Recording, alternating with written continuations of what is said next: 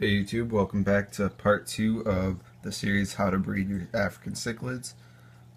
Just a quick recap, if you didn't watch the first video, what I talked about is the equipment and requirements, time-wise, what you'll need to breed these guys. Now, if you haven't seen that video, I definitely recommend looking at it. It's pretty quick and has a lot of good information in there. Now, this video, I'm going to talk about how to get your fish to breed. Now, once you have all of your equipment, you're obviously going to be looking for your fish.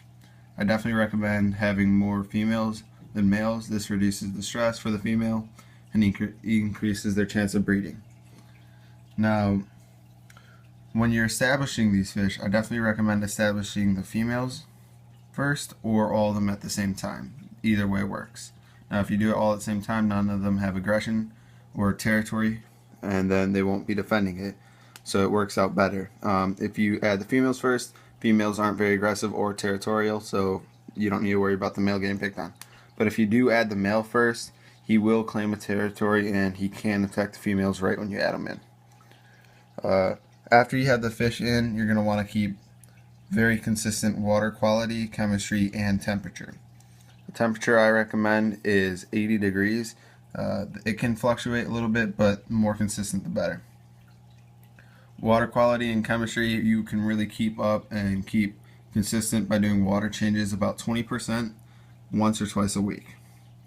Some people recommend more, but I really don't think it's necessary.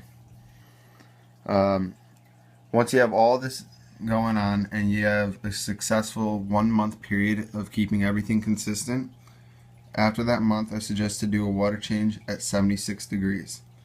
Now, this water change will simulate the rain and the drop in barometric pressure, which is a trigger in the wild for them to breed.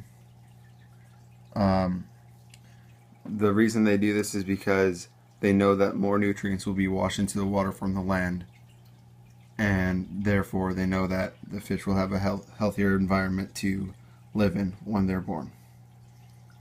Now, this doesn't always work on the first time.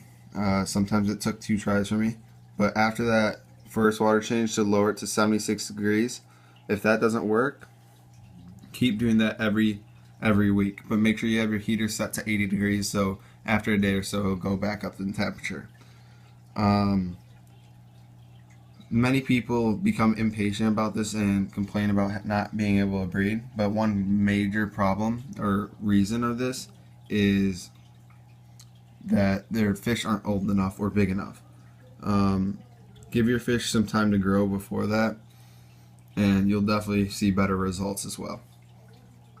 Now, to talk about the healthy conditions, the reason the fish will only breed in healthy conditions is because they only want to put their fish, their babies, their fry, in beneficial situations for them. They don't want to release the fry and have them die right away. And so their parental instinct is to support them to make sure if they're born that they can live. So keeping everything consistent will definitely get them to breed. And that'll do it, guys. Hope you enjoyed. Stick around for part 3. I have a lot planned for that video. Thanks for watching.